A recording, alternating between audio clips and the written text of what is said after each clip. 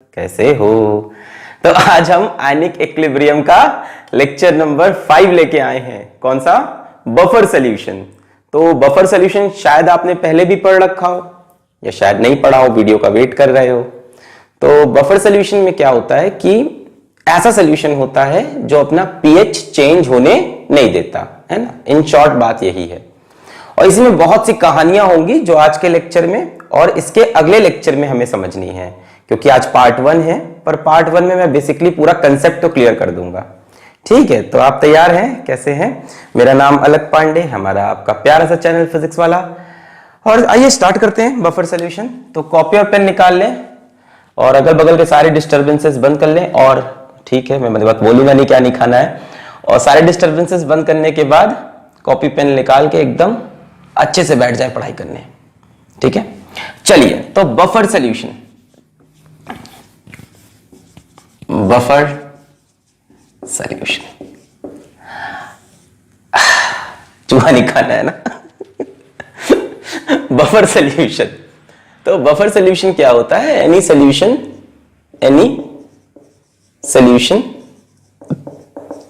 which resists any change in its pH on addition of small amount of acid और base. एक ऐसा solution जिसका pH change ना हो, ऐसा सॉल्यूशन बना लिया जिसमें हमने थोड़ा सा एसिड डाला तो उसका पीएच चेंज नहीं हुआ, थोड़ा सा बेस डाला तो भी उसका पीएच चेंज नहीं हुआ। मतलब ऐसा solution which maintains its pH fairly constant, मतलब करीब करीब कांस्टेंट। ठीक है, even on addition of small amount of acid और बेस, जो अपने पीएच को बरकरार रखे, मेंटेन रखे, करीब करीब मेंटेन रखे, 100% नहीं रख सकता, करीब करीब मेंटेन रखे जब आप उसमें एसिड इंट्रोड्यूस करो या बेस, है ना। अब जैसे अपने बॉडी का अपना ब्लड है, अब हम बाहर जाते हैं, समोसा भी खा लेते हैं, ठीक है, चाउमीन भी खा लेते हैं, है ना, चूहा भी खा लेते हैं, अपन सब खा लेते हैं। अब सब खाने से क्या होगा? कोई एसिडिक होगा, कोई बेसिक होगा, है ना। तो ब्लड का तो अपना पीएच ही बदल जाए, है ना, ब्लड का पीएच बदल जाए, पूरी बॉडी पागल हो जाए। पर ऐसा नहीं होता, because blood is a buffer solution. थोड़ा बहुत एसिड बेस वो झेल ले जाता है, ठीक है, उसका पीएच चेंज नहीं होता, उसका पीएच कांस्टेंट चलता रहता है। ठीक है, तो पीएच का बेसिक आइडिया लग गया। ऐसा सॉल्यूशन जिसका पीएच करीब करीब कांस्टेंट रहे, थोड़ा सा एसिड या थोड़ा सा बेस डालने पे पीएच चेंज ना हो। अब ऐसा सॉल्यूशन कैसे बनेगा, ये भी एक बहुत इंपॉर्टेंट है। कैसे ऐसा सॉल्यूशन बना सकते हैं सर जिसका पीएच चेंज ना हो? आइए देखते हैं। तो बच्चों, बफर सॉल्यूशन बनाने का बेसिकली 2 मेथड हमें सीखना है। ठीक है, ऐसे सॉल्यूशन जिनका पीएच चेंज ना हो, करीब करीब चेंज ना हो। तो पहले ऐसे जो सॉल्यूशन होते हैं, हेडिंग लगाएंगे आप एसिडिक बफर, ठीक है, जो फर्स्ट काइंड के होंगे। और दूसरे जो ऐसे सॉल्यूशन होते हैं उनको हम बोलते हैं बेसिक बफर। तो आज के लेक्चर में हम एसिडिक बफर पूरा आपको क्लियर कर देंगे। और अगर एसिडिक बफर 100% क्लियर हो गया तो बेसिक बफर पढ़ने में क्या लगेगा यार? 10 मिनट लगेगा, 12 मिनट, खत्म। सारे कंसेप्ट तो एक ही रहेंगे, एकदम एक जैसे कंसेप्ट हैं, इसमें समझेंगे, इसमें अप्लाई कर देंगे। तो एसिडिक बफर की बेसिक डेफिनेशन क्या है? एसिडिक बफर की जो बेसिक डेफिनेशन है वो है कि हमारे पास एक वीक एसिड हो प्लस हमारे पास एक सॉल्ट हो जो weak acid plus strong base का हो। ये बेसिक डेफिनेशन है एसिडिक बफर की। अब बताओ बेसिक बफर की डेफिनेशन क्या बन जाएगी? हमारे पास एक वीक बेस हो प्लस एक सॉल्ट हो, किसका? Weak base plus strong acid. ठीक है, और ये बेस सेम होना चाहिए जिसका सॉल्ट हो। ये बेसिक डेफिनेशन हो गई बफर की, चाहे एसिडिक बफर हो चाहे बेसिक बफर हो। एक वीक कंपोनेंट हो और दूसरा एक सॉल्ट हो जो उसी वीक कंपोनेंट से बना हो, और एक अगले कंपोनेंट से बना हो जो कि स्ट्रॉन्ग कंपोनेंट। तो चलिए एसिडिक बफर स्टार्ट करें। एसिडिक बफर शुरू करते हैं। ये बेसिक डेफिनेशन है, वैसे तो बहुत तरह के बफर मैं आपको दिखाने वाला हूं, ठीक है। तो एसिडिक बफर,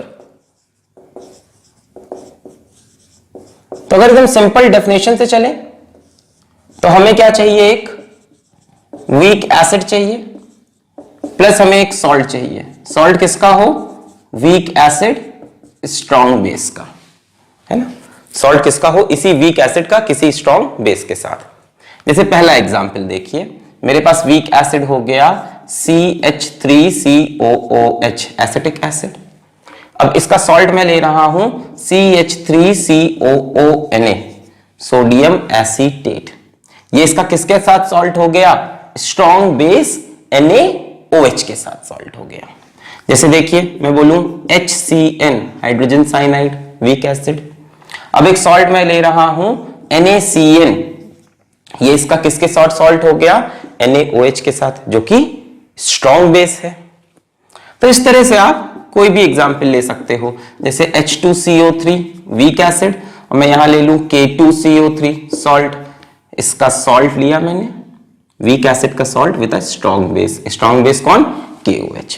तो ऐसे तमाम एग्जांपल आप बना सकते हो। मान लो मैंने बेंजोइक एसिड ले लिया C6H5COOH, और फिर इसका सॉल्ट ले लिया with a strong base COO, sodium benzoate.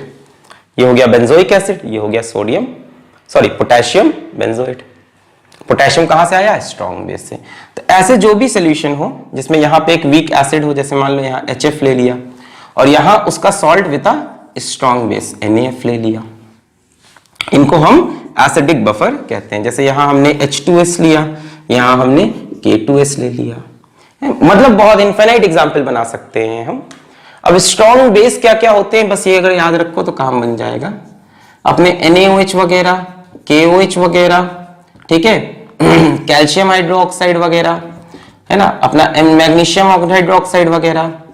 कहने का मतलब ग्रुप 1 पीरियोडिक टेबल का और ग्रुप 2 पीरियोडिक टेबल का, ग्रुप 1 और ग्रुप 2 की जो भी ऑक्साइड या हाइड्रो ऑक्साइड आपको दिखेगी, दैट इज स्ट्रॉन्ग बेस। ठीक है, आसान है स्ट्रॉन्ग बेस समझना। ग्रुप 1 और ग्रुप 2 की जो भी ऑक्साइड या हाइड्रो ऑक्साइड है ना, सोडियम पोटेशियम और इधर है ना सीसियम वगैरह जितने भी हैं ग्रुप 1 2 में, मैग्नीशियम बेरियम स्ट्रोंटियम, सबकी ऑक्साइड या calcium hydro oxide is a strong base. और वीक एसिड तो हम लोग कई दिन से डिस्कस करते ही आ रहे हैं, ऑर्गेनिक एसिड है HCN H2CO3 H2SHF, ये सब क्या है, वीक एसिड। इनका salt with a strong base, ये बनते हैं एसिडिक बफर। ठीक है, जरा इसको नोट करो, फिर और डिटेल में चलते हैं। और एग्जांपल बताओ थोड़ा इसको समझ लो, तभी जो मैं अगला बताऊंगा वो ज्यादा समझ में आएगा। ये तो सिंपल है, किताबों में दिया है। एक और तरह का बफर एसिडिक के अंदर ही दिखाना है। जैसे मान लो हमने बोला HCOOH प्लस सॉल्ट लेना है HCOONA, बोलो ठीक है, वीक एसिड, और ये वीक एसिड का स्ट्रॉन्ग बेस के साथ सॉल्ट हो गया। ठीक है ना, 8th आएगा ना, 7th 8th। और बताओ और बताओ और बताओ और बताओ और बताओ और बताओ और बताओ और बताओ। जैसे मान लो हमने ले लिया H2CO3 और इसका सॉल्ट ले लो, मान लो हमने ले लिया CaCO3 calcium carbonate, weak acid, उसका सॉल्ट वीक एसिड का स्ट्रॉन्ग बेस के साथ। जैसे मान लो हमने ले लिया CH3COOH और हमने सॉल्ट ले लिया CaCH3COO whole twice calcium acetate. Acetate पे चार्ज -1 होता है, कैल्शियम पे 2, तो ये बना। तो ये वीक एसिड का सॉल्ट स्ट्रॉन्ग बेस के साथ, और ये वीक एसिड, ये वीक एसिड, ये वीक एसिड। तो एक तरफ अपना वीक एसिड हो और एक तरफ सॉल्ट हो वीक एसिड का स्ट्रॉन्ग बेस के साथ, और दोनों में कॉमन आयन होने चाहिए। इसलिए मैंने कहा था कि कॉमन आयन इफेक्ट जो आपने पढ़ा है उसी से बफर सॉल्यूशन बनता है। तो कॉमन आयन होना चाहिए। देखो इन दोनों में ये कॉमन आयन हुआ, इन दोनों में ये कॉमन आयन हुआ, इन दोनों में ये कॉमन आयन हुआ, इन दोनों में ये बेंजोइट आयन कॉमन आयन हुआ, इसमें फ्लोराइड आयन कॉमन आयन हुआ, इसमें सल्फाइड आयन, तो एक कॉमन आयन दोनों में होना चाहिए। कॉमन आयन इफेक्ट पे ही बफर सॉल्यूशन वर्क करता है। चलिए यहां तक क्लियर है, 100% क्लियर है। अच्छा, तो ये तो बहुत ही मतलब इजी हो गया, एकदम आपको सजा के दे दिया मैंने। एक वीक एसिड, उसका सॉल्ट स्ट्रॉन्ग बेस के साथ, स्ट्रॉन्ग बेस बता दिया मैंने, वीक एसिड ले रहा हूं, उसका सॉल्ट बना रहा हूं। अच्छा, बहुत बढ़िया। जरा इसका केस 2 देखिए, जिसमें डायरेक्ट नहीं देगा आपको, इनडायरेक्टली बोलेगा। डायरेक्ट नहीं देगा आपको, इनडायरेक्टली। डायरेक्ट तो ये हो गई कहानी, समझ में आ गई आपको, डायरेक्ट कहानी समझ में आ गई। डायरेक्ट कहानी क्या है? वीक एसिड और salt of weak acid with strong base. Indirect में क्या करेगा आपसे, वो क्या बोलेंगे आपको इनडायरेक्ट में, अगर किसी तरह दिए हुए कंपोनेंट से ये दोनों कंपोनेंट ऑब्टेन हो सकते हैं, तो दिया हुआ कंपोनेंट बफर सॉल्यूशन बना सकता है। अगर जो मैं यहां पे लिखने जा रहा हूं उनके बीच में कुछ रिएक्शन करा के हम किसी तरह से ये कंपोनेंट्स बना सकते हैं, तो ये भी बफर बना सकता है ना, इनडायरेक्ट मेथड ऑफ बफर। जैसे मानो पहला एग्जाम्पल मैं आपको देता हूं, पहला एग्जाम्पल है NaOH प्लस CH3COOH। क्या ये इससे मैच कर रहा है? वीक एसिड है, बिल्कुल है, पर सॉल्ट नहीं है, बल्कि क्या है, स्ट्रॉन्ग बेस दे रखा है। वीक एसिड के साथ स्ट्रॉन्ग बेस, सॉल्ट नहीं है। जरा सोचते हैं, ये एसिड बेस आपस में रिएक्शन करेंगे, CH3COOH प्लस NaOH, क्या देंगे हमको, CH3COONA प्लस H2O। बोले यही निकलेगा, यहां से OH माइनस निकला, यहां से H प्लस निकला, CH3COONA। ये देखो एक सॉल्ट बन गया। ये सॉल्ट किसका है? वीक एसिड स्ट्रॉन्ग बेस का। हो गया काम क्या? ये भी है अपने पास सॉल्यूशन में, ये भी है अपने पास। It is a buffer solution. दिया हुआ कंपोनेंट अगर किसी तरह से इस दो फॉर्म में चेंज हो सके तो भी वो बफर सॉल्यूशन कहलाएगा, प्रोवाइडेड इन दोनों में से इसकी कंसंट्रेशन इससे ज्यादा हो। ऐसा क्यों? CH3COH देखो रिएक्शन में यूज भी हो गया है, तो यूज होने के बाद ये बचना भी चाहिए, है ना। NaOH should be the limiting reagent. NaOH को लिमिटिंग रिएजेंट मतलब NaOH को पहले खत्म होना चाहिए और ये बचा होना चाहिए, ताकि लास्ट में ये भी बन जाए और ये भी बचा हो, NaOH खत्म हो जाए सॉल्यूशन से। ऐसे सॉल्यूशन को हम इनडायरेक्ट बफर सॉल्यूशन बोल सकते हैं, वो बफर बनाने के कैपेबल हैं। जैसे मान लो इसकी कंसंट्रेशन 0.1 मोलर और इसकी कंसंट्रेशन हमको 0.5 मोलर दी, तो ये 0.1 मोलर, ये 0.5 मोलर, ये कितना इसको यूज करेगा? 0.1, और ये भी 0.1, ये कितना बना? 0.1। अब हम बाद में पूछें कि क्या क्या रिमेनिंग है, तो ये 0.4 मोलर बचा है, ये खत्म हो गया और ये 0.1 मोलर बन गया। यानी अब सॉल्यूशन में आपके पास एक क्या है? वीक एसिड, और क्या है? एक सॉल्ट है वीक एसिड का स्ट्रॉन्ग बेस के साथ। तो कंडीशन ये है कि इसकी कंसंट्रेशन इससे ज्यादा होनी चाहिए। क्लियर हो गया? ये बात क्लियर हो गई कि इस तरह से भी खेल सकते हैं हम इनडायरेक्ट बफर का। चलिए इनडायरेक्ट बफर के और एग्जांपल बताएं। इसको मिटा दूं मैं, नोट करना हो नोट कर लो एक एग्जांपल। इसको आगे न्यूमेरिकल में भी देखना है आपको। मिटा दूं? ओके, तो आप समझ गए कि इससे सॉल्ट बन सकता था, तो खेल हो सकता था। दूसरा देखिए जरा, ऐसा ही एग्जांपल मैं आपको दूं। मान लीजिए मेरे पास HCN है और H2SO4 है। अब देखने में लग रहा है ये बफर बन ही नहीं सकता, है ना। HCN नहीं, ये ले लेते हैं, मेरे पास सॉरी NaCN है और H2SO4। अब देखने में लग रहा है ये बफर नहीं बन सकता। NaCN क्या है? एक सॉल्ट है। किसका सॉल्ट है? HCN यानी weak acid, NaOH strong base. भाई ये किसका सॉल्ट है? Week acid strong base. और ये क्या है? ये एक स्ट्रॉन्ग एसिड है, सल्फ्यूरिक एसिड। क्या इनसे ये कंपोनेंट बन सकते हैं? सोचो, रिएक्शन होगा NaCN प्लस H2SO4 H इससे लग जाएगा, बनेगा HCN प्लस Na2SO4। HCN क्या बन गया? Weak acid. तो अपने पास वीक एसिड भी हो गया, वीक एसिड स्ट्रॉन्ग बेस का सॉल्ट भी हो गया, तो yes it is a buffer solution, it can form a buffer solution. Condition क्या होगी कि ये रिएक्शन होने के बाद भी NaCN बचा हो, मतलब NaCN का कंसेंट्रेशन मान लो 0.2 मोलर, तो इसका 0.1 मोलर, इसका कंसेंट्रेशन इससे 0.2 क्या और ज्यादा मान लो, क्योंकि इसका तो 2 मोल इससे रिएक्ट ही करेंगे ना, अगर बैलेंस करेंगे तो हम 2 और 2 लगेगा, तो मान लो ये 0.4 मोलर। मतलब ये रिएक्शन खत्म होने के बाद भी NaCN आपके पास बचा हो, और रिएक्शन खत्म होने पे आपको HCN भी मिल गया, वीक एसिड मिल गया, और उसका सॉल्ट मिल गया with a strong base. Clear हो रही है बात?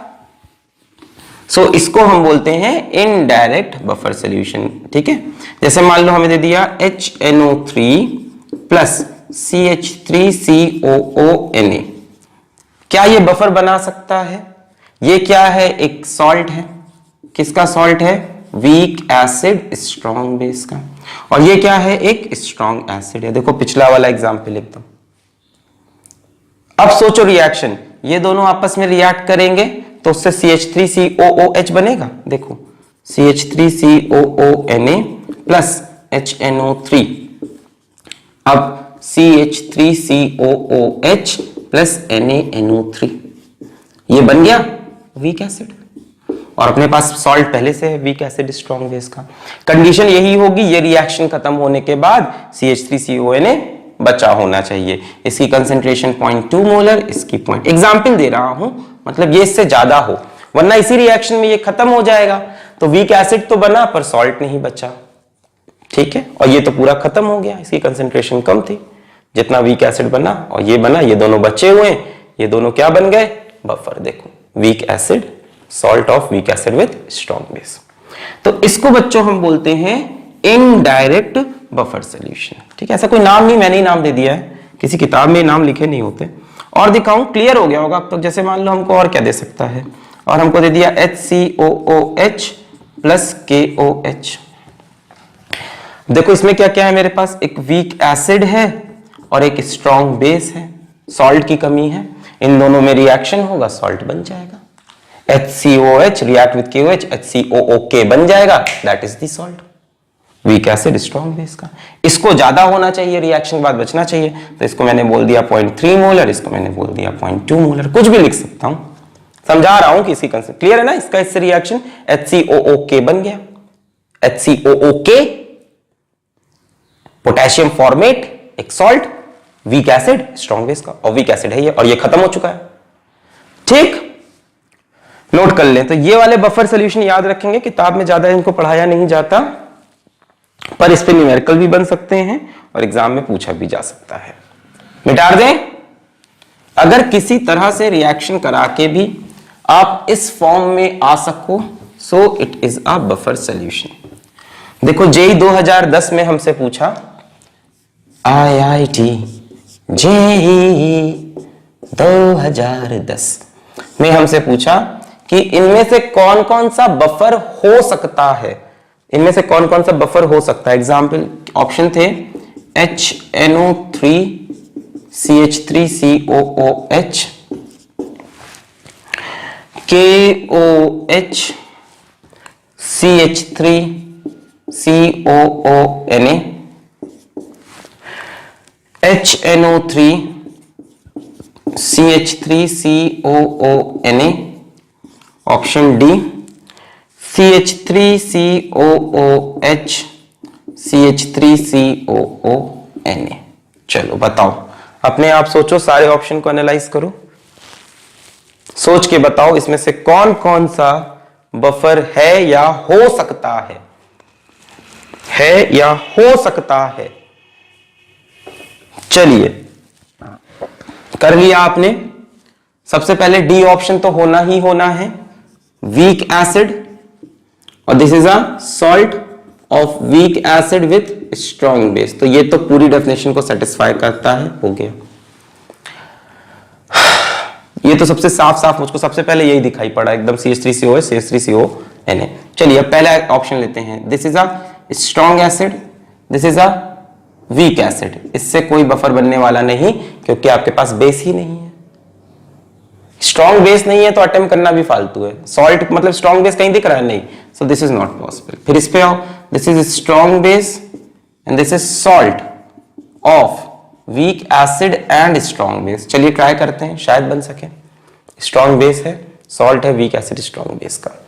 इन दोनों में यदि आप रिएक्शन कराओगे तो रिएक्शन होगा ही नहीं। भाई कैसे होगा, यहां H+ तो है नहीं कि जाके CH3COH बन जाए। भाई ये तो क्या रिलीज करेगा, OH-, और ये किसमें टूटेगा, इसमें और इसमें। अब बताओ कोई पॉसिबिलिटी है कि आपके पास CH3COH बन जाए? वही तो आपको चाहिए ना एसिड में। तो CH3COH बनने की कोई पॉसिबिलिटी नहीं है। आपका वीक एसिड बनने का कोई पॉसिबिलिटी दिख रहा है? सोचो, Na इससे जुड़ेगा तो भी नहीं, ये इससे जुड़ेगा तो भी नहीं, तो वीक एसिड नहीं मिल रहा, इसलिए ये कैंसिल। फिर इस पे आओ, this is a strong acid and this is a salt of weak acid strong base. अब इन दोनों का रिएक्शन होगा तो क्या बनेगा, CH3COOH और NaNO3। CH3COH क्या बन गया, वीक एसिड, तो इसमें पॉसिबिलिटी है, ये सही है। क्लियर है, ये तो भी कराया था मैंने। देखो इन दोनों में रिएक्शन होगा, यहां से H+, CH3CO- CH3COH, weak acid मिल गया, salt of weak acid strong base. तो यहां पे दो ऑप्शन सही हैं, एक तो क्लियर था, एक इनडायरेक्ट था। अब बफर कैसे काम करता है ये मैं बाद में समझाऊंगा, पहले मैं बफर के न्यूमेरिकल कैसे हिलाने हैं ये दिखाता हूं। ठीक है, मतलब एक टॉपिक होता है action of buffer, working of buffer, उसको थोड़ी देर बाद। और पहले देखते हैं कि how to tackle the numericals of buffer. तो देखो, तो अगला टॉपिक है calculating pH of a buffer solution.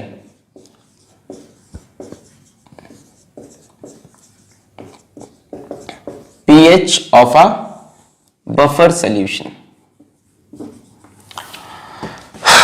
कैसे निकालेंगे बफर का pH? तो पहले मैं फॉर्मूला लिख दे रहा हूं, आप नोट कर लो, फिर मैं बताता हूं कैसे आया वो। pH is equals to pKa plus log base 10 concentration of salt upon concentration of acid. This is not 100% true. अभी इसके अंदर की मैं आपको सारी बातें समझाऊंगा, पर पहले नोट कर लें। pH ऑफ बफर, कौन सा बफर है, एसिडिक बफर, ठीक है, of acidic buffer pKa log 10 salt upon acid। आइए देखें कैसा हुआ, एक एग्जाम्पल ले लेते हैं हम। कौन सा बफर हो रहा है, एसिडिक बफर। कैसे बनेगा, एक वीक एसिड और एक सॉल्ट, वीक एसिड का स्ट्रॉन्ग बेस के साथ। तो मैं वही पुराना वीक एसिड CH3COOH और सॉल्ट में CH3COO Na इस्तेमाल करूंगा। आइए, इन दोनों में से कौन वीक कंपोनेंट है ये? तो आप देख रहे हो आयनिक इक्विलिब्रियम की ज्यादातर कहानी हम वीक कंपोनेंट पे खेलते हैं। भाई जितने भी हमने अभी तक पार्ट कवर किया आयनिक के, ज्यादातर हमारा ध्यान किस पे रहता है, वीक कंपोनेंट पे।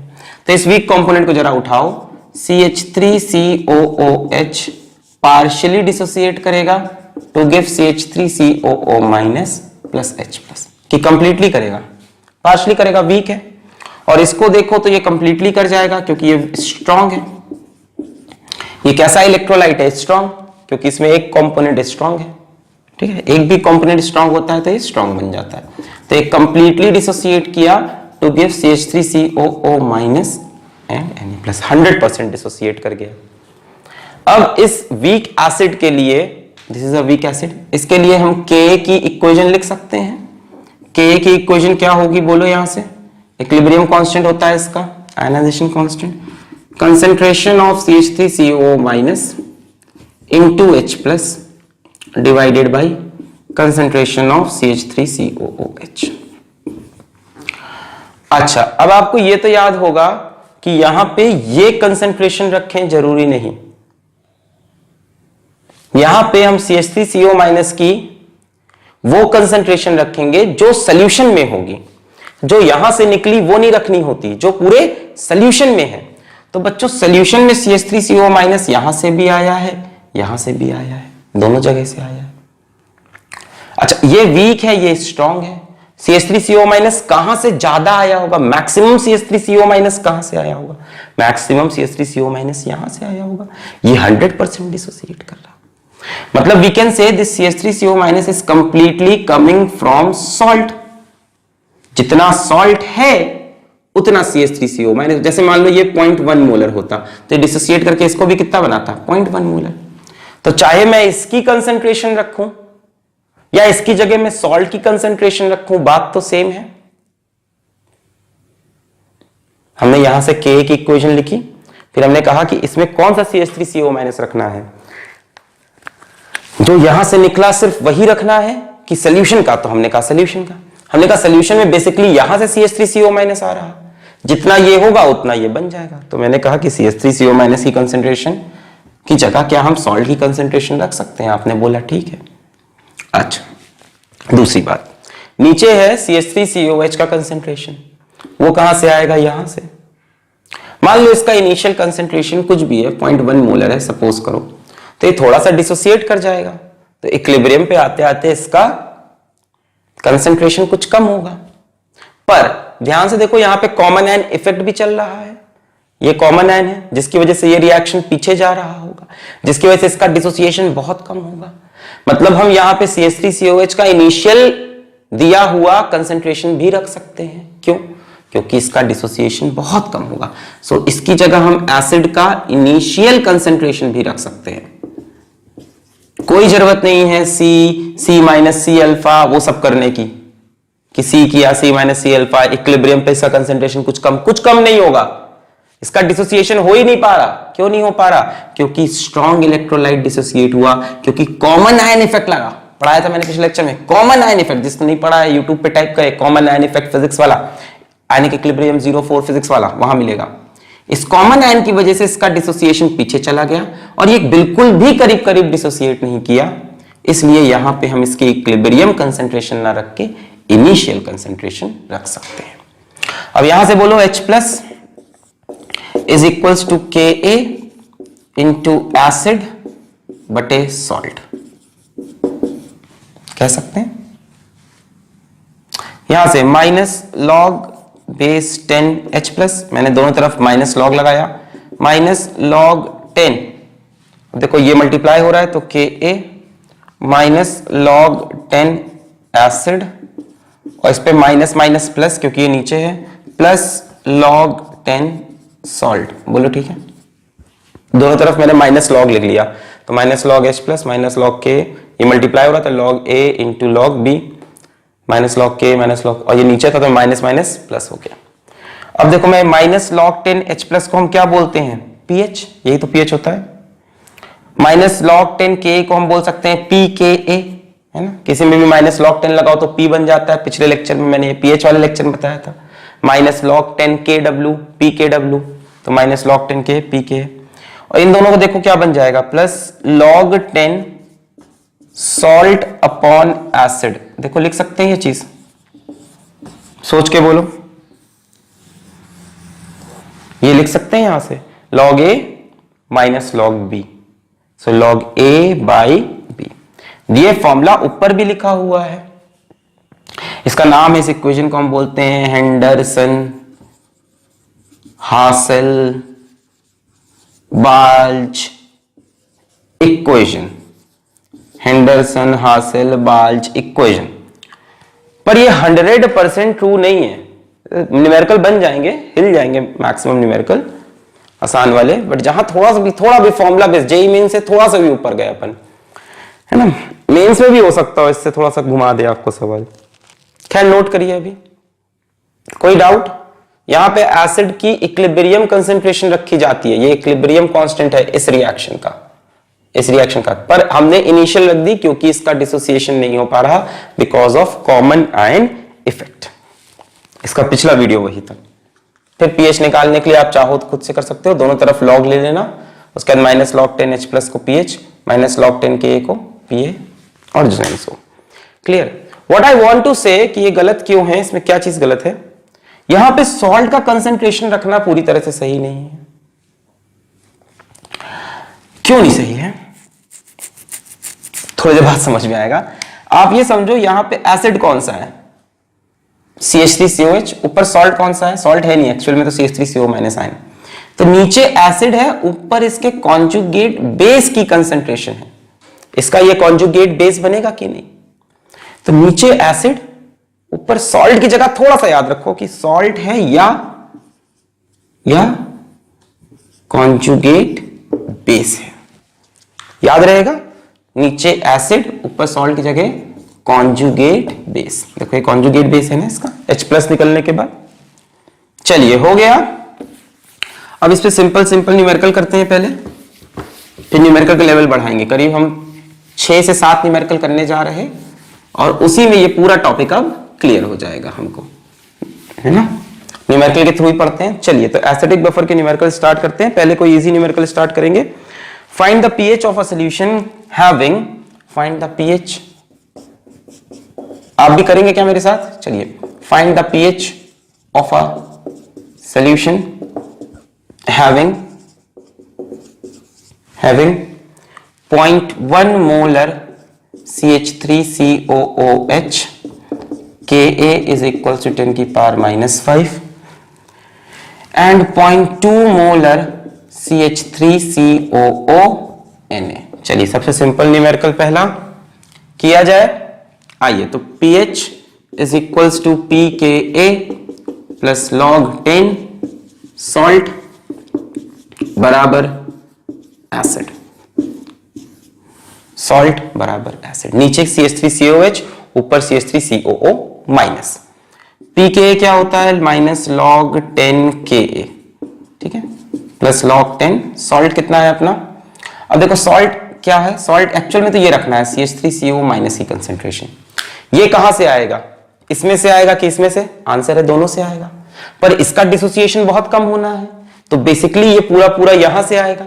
तो हम इसकी जगह इस सॉल्ट की कंसेंट्रेशन को ऊपर रख देंगे 0.2 डिवाइडेड बाय एसिड CH3COOH, वो तो यहीं से मिलना है, इसकी कंसेंट्रेशन 0.1 और Ka की वैल्यू 10 की पावर -5। ये हो गया अपना pH। सो ये -5 बाहर आएगा, माइनस माइनस प्लस 5 प्लस ये कैंसिल, log 2 की वैल्यू 0.30। पिछले लेक्चर में भी बताया है मैंने आपको, log 2 की वैल्यू 0.30 और log 3 की वैल्यू 0.477, ठीक है। सो इसका pH हो गया 5.3। एसिडिक बफर है तो pH 7 से कम आया, ऐसा कोई कंसेप्ट नहीं है, ऐसा कोई कंसेप्ट नहीं है, टेंशन मत लेना कि एसिडिक बफर है तो pH 7 से कम आएगा, वो आ गया, अच्छी बात है। चलिए आगे बढ़े, नेक्स्ट क्वेश्चन देखते हैं। Find the pH of a solution, find the pH of a solution containing 0.25 mole of HCl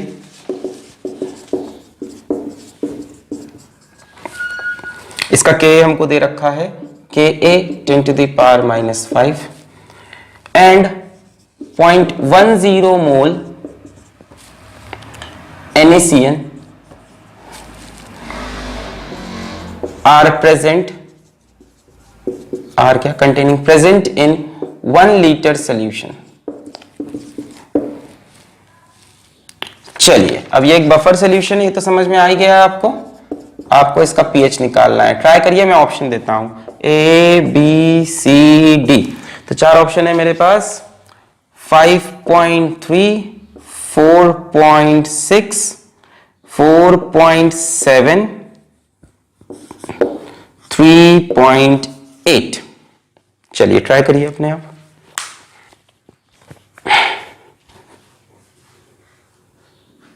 okay, pause करके ट्राई करना है। ओके, हो गया। चलिए मैं आपको करके दिखाता हूं। सो हम लिखेंगे pH is equals to pKa plus log 10 concentration of salt upon acid. तो हमेशा लॉजिक लगाते रहना, एसिड मतलब कौन होगा, HCN, और सॉल्ट मतलब क्या, कॉन्जुगेट बेस, यानी CN माइनस की कंसेंट्रेशन चाहिए हमको। चलो, तो pK is minus log 10 Ka, इसका माइनस log 10 करोगे तो कितना आएगा, 5 आएगा। माइनस लॉग 10 10 तो ये माइनस बाहर प्लस लॉग 10 सॉल्ट मतलब Cn माइनस की कंसेंट्रेशन कहां से मिलने वाली है, इससे कि उससे? मेरे ख्याल से तो इसी से मिलेगी Cn माइनस की कंसेंट्रेशन, सॉरी इसी से मिलेगी, ये तो वीक है और इसका डिसोसिएशन भी कम हो गया। तो Cn माइनस की कंसेंट्रेशन की जगह हम सॉल्ट में किसका कंसेंट्रेशन रख दें, NaCN का। सो 0.1 मोल कितने में, 1 लीटर में। ऐसे वॉल्यूम लिखने की जरूरत नहीं, ऊपर नीचे कैंसिल होगा। एसिड की कंसेंट्रेशन यहां से ही मिलेगी 0.25 मोल इन 1 litre. So 5 plus log 10 this will be how much, 0.1 upon 0.25, सो 10 लिख सकते हैं ऐसे, 5 2 से 10 तो 10, 5 5 से 25, 2/5, सो कितना होगा ये, पॉइंट कैंसिल, 10/25, 5 2 से 10, 5 5 से 20, 2/5, so 2/5 will become 0.4, so it will be how much, 5 plus log 10 into 0.4 को आप 4/10 लिख सकते हो, है ना।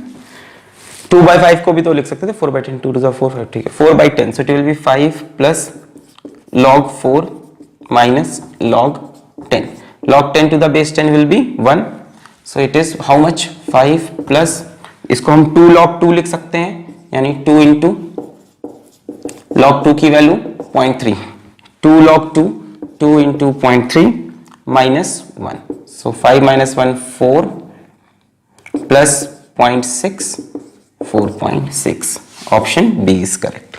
कई लोग का आ गया था, बधाई हो। चलिए, तो ये 2 सिंपल क्वेश्चन आपको समझ में आ गया।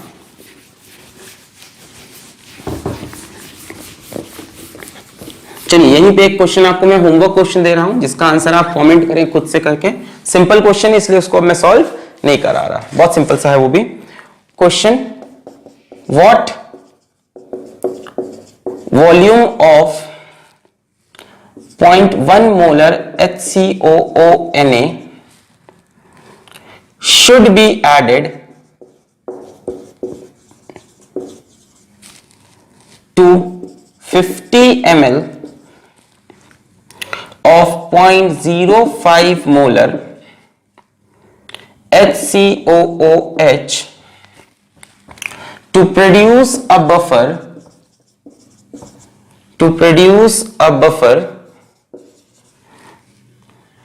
of pH 4 if pKa is equals to 3.7। करेंगे खुद से कि मैं कर दूं?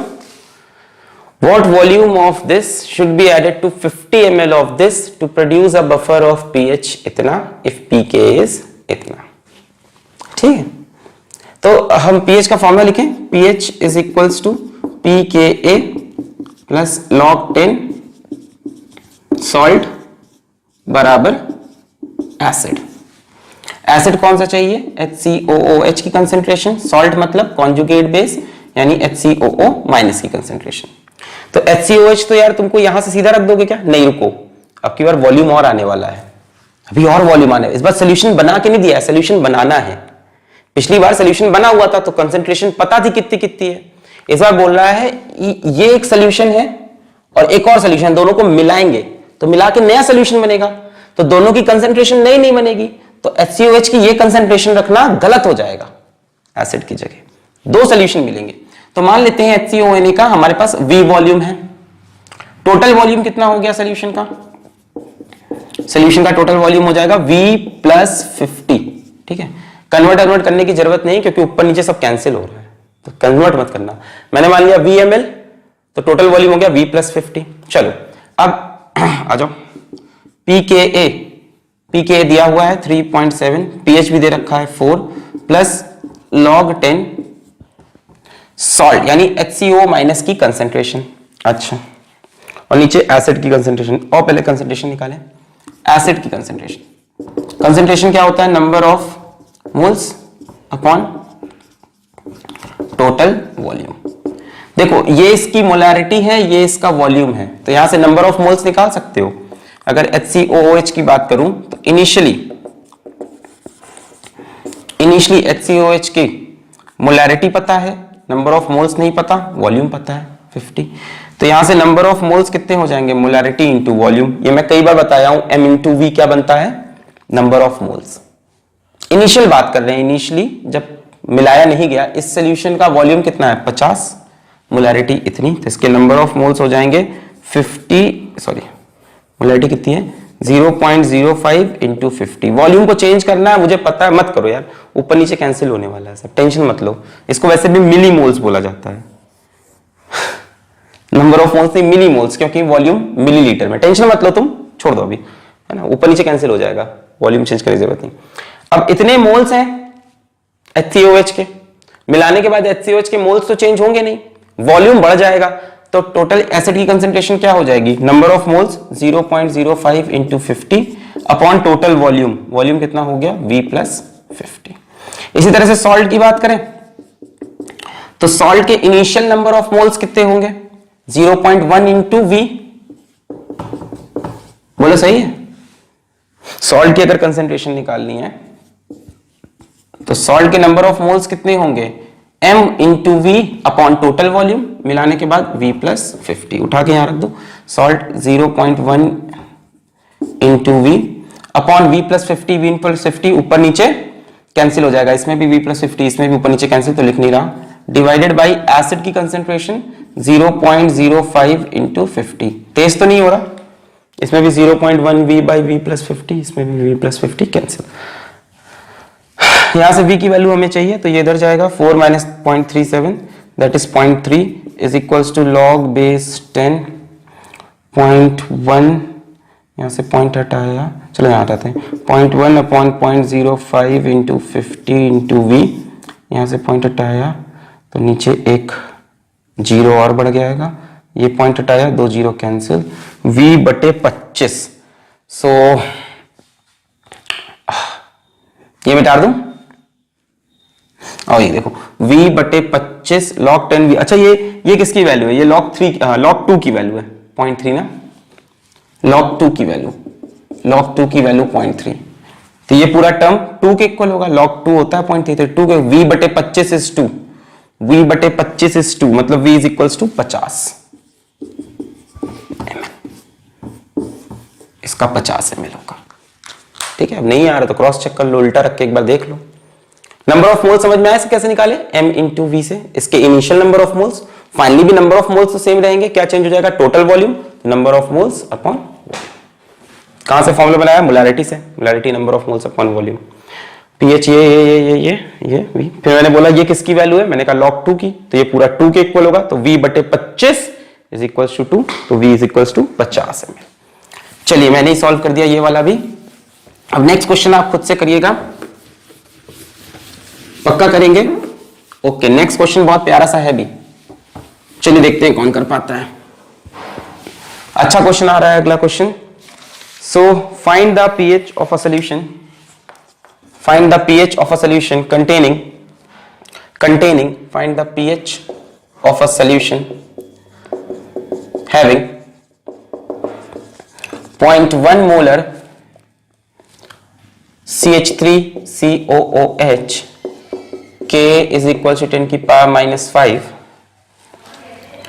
10 पावर माइनस 4 दे रहा है इस बार, चलो ठीक है, जो ये लोग दे रहे हैं वही हम ले लेते हैं, pH K is equals to 10 की power minus 4 and 0.2 molar CaCH3COO whole twice calcium acetate.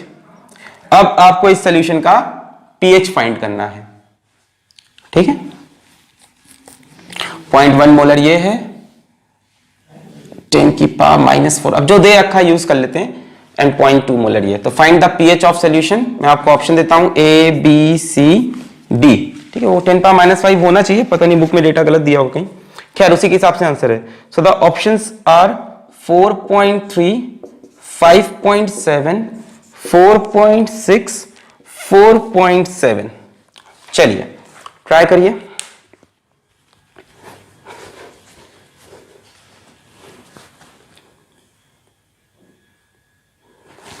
Pause करके ट्राई करिए,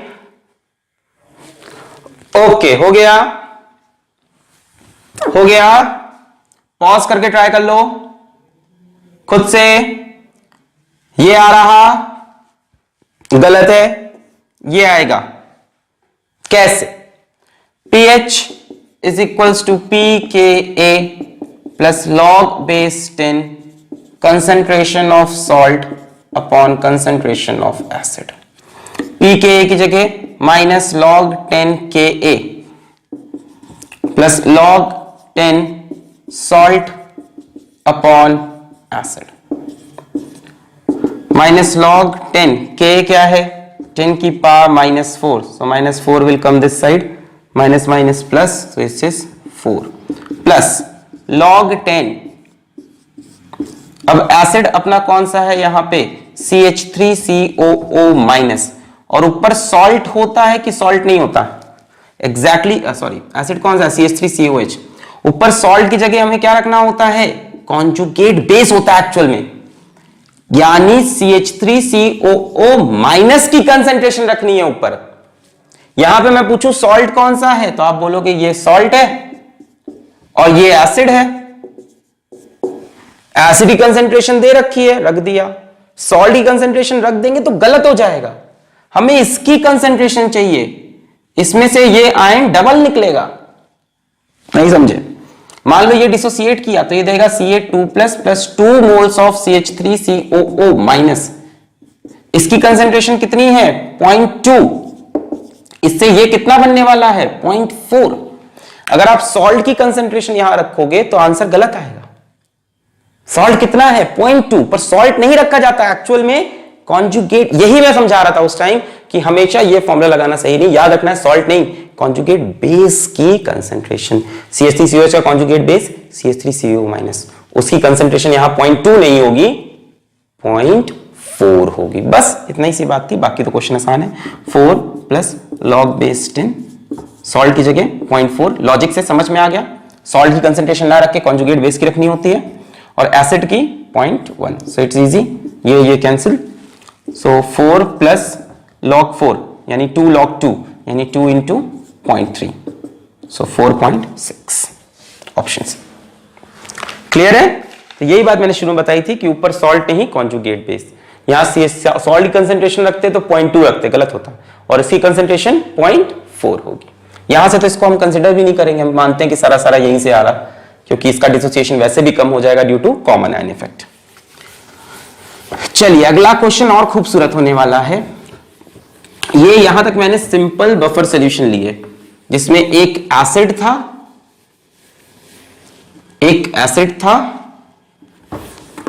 वीक वाला, और एक सॉल्ट था वीक एसिड स्ट्रॉन्ग बेस वाला। अब मैं इनडायरेक्ट बफर का न्यूमेरिकल आपको दिखाता हूं। हमसे पूछ रहा है find the pH of a solution, find the pH of a solution obtained by mixing 1 liter 0.2 molar HCOOH and 1 liter 0.1 molar NaOH। और HCOH का अपने को Ka दे रखा है, इसका Ka दिया है 10 की पावर -4। पहला सवाल तो ये है कि क्या ये बफर बनाएगा या ये बफर नहीं बनाएगा, पहला सवाल तो ये। तो मेरे पास ये एक स्ट्रॉन्ग बेस है और ये एक वीक एसिड है। जरा देखते हैं एसिड बेस का रिएक्शन करा देते हैं। चलो HCOOH प्लस NaOH का रिएक्शन क्या बनेगा? HCOONA प्लस H2, यही होगा। बहुत बढ़िया। मेरे पास इन दोनों के कितने कितने मोल्स हैं, मतलब इनिशियली बात करें तो मेरे पास 2 सोल्यूशन है, एक सोल्यूशन ये, एक ये। इन दोनों के कितने कितने मोल्स हैं? ये डायरेक्ट तो दिख रहा है, बफर नहीं है ना, वरना यहां पे एक सॉल्ट होता है, वीक एसिड स्ट्रॉन्ग बेस का नहीं। अच्छा, इन दोनों कितने कितने मोल्स हैं? तो मोल्स निकलेंगे M1 इंटू V1 और इसके M2 इंटू V2। MV से मोल्स निकलते हैं, तो इसके मोल्स हैं इनिशियली 0.2, इसके मोल्स हैं 0.1। अच्छा, फाइनली रिएक्शन हो गया, या यूज्ड देखते हैं कितने मोल्स यूज हुए इस रिएक्शन में। इसके 0.2 तो यूज नहीं कर सकते, लिमिटिंग रिएजेंट ये है। लिमिटिंग एजेंट मतलब कौन पहले खत्म होगा, ये पहले खत्म होगा। ये कहेगा भैया हम पूरा 0.1 यूज हो गए, ये बोलेगा भाई तुम्हारे 0.1 के लिए हम भी कितना देंगे 0.1, 1 के लिए 1 देते हैं तो 0.1 के लिए 0.1। इसके 1 से ये 1 बनता है तो इसके 0.1 से ये 0.1 बना। ठीक है, बोलो समझ में आई बात। इनिशियली वो 0 0 थे, ये थे। हमने कहा इसके 1 से ये 1 रिएक्ट करता है तो 0.1 से इसका 0.1 रिएक्ट किया। इसके 1 से ये 1 बनता है तो 0.1 से 0.1। अब मैं पूछूं फाइनली कितना कितना बचा, सब फाइनली सब कितना कितना बचा या बना। तो ये 0.2 से 0.1 यूज हो गया तो बचा 0.1। ये 0.1 से 0.1 पूरा यूज हो गया, ये कुछ नहीं बचा। और ये 0 था 0.1 बना तो 0.1 बचा। फाइनली सॉल्यूशन में आपके पास क्या क्या है, आपके पास HCOOH है कितना 0.1 molar, 0.1 moles, not molar, 0.1 moles. आपके पास NaOH नहीं बचा, आपके पास HCOONA है कितना 0.1 moles. So you have a weak acid and you have a salt of weak acid and strong base. क्या ये बफर है? क्या यही प्यार है? हाँ यही प्यार है कि नहीं यार, बफर ही तो हुआ ना भाई साहब। वीक एसिड भी है, salt of weak acid, strong base. तो this is how you have to work question like this, जिसमें डायरेक्ट बफर ना बना हो, रिएक्शन कराओ, फिर पूरी कहानी समझो, इसके मोल्स रखे, इसके मोल्स रखे, ये वो ये वो ये वो ये कितना यूज हुआ कितना बचा, तो ये बफर है। अब इस बफर का पीएच निकाला जा सकता है, हाँ कि ना? हाँ भाई निकाला जा सकता है, आसान है इसका पीएच निकालना। निकल आएगा, बोलो पीएच बोलो। PH is equals to pKa plus log base 10 concentration of salt upon concentration of acid. चलो भैया, सो pKa यानी माइनस लॉग 10 Ka, मतलब आपको समझ में आ रहा है 4 प्लस लॉग 10 सॉल्ट की कंसंट्रेशन बताओ। सॉल्ट के मोल्स है 0.1, टोटल वॉल्यूम कितना हो जाएगा 1 प्लस 1 यानी 2। सो 0.1 बाई 2, तो मैं वॉल्यूम लिख नहीं रहा हूं क्योंकि वॉल्यूम ऊपर नीचे कैंसिल। नीचे एसिड की कंसंट्रेशन, एसिड के मोल्स कितने हैं 0.1, टोटल वॉल्यूम 1 प्लस 1 बाई 2, तो 0.1 बाई 2, तो मैं 2 नहीं रख रहा, कैंसिल। ये भी देखो कैंसिल हो गया। log 1 to any base is 0, the answer is 4 plus 0, pH is coming out to be 4. log 1 to any base is 0। बस यहां तक कहानी थी, इसके बाद तो कर ही लोगे यार। तुमको सॉल्ट का कंसंट्रेशन मिल गया 0.1 मोल्स इन 2 लीटर, एसिड का मिल गया 0.1 moles in 2 litres, weak acid, salt of weak acid, strong base. Apply the formula, pH is equals to pKa log 10 salt by acid। Clear? पक्के से? चलिए, ऐसे क्वेश्चन किस तरह से करने समझ में आ गया है। चलिए देखते हैं, इसी का एक और क्वेश्चन लेते हैं इस फॉर्म का, जिसमें डायरेक्ट बफर आपको ना दे रखा हो।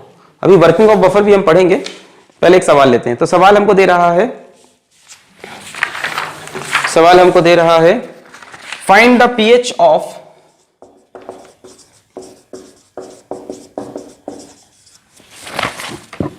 Mixing 0.1 molar 200 ml HCOOH and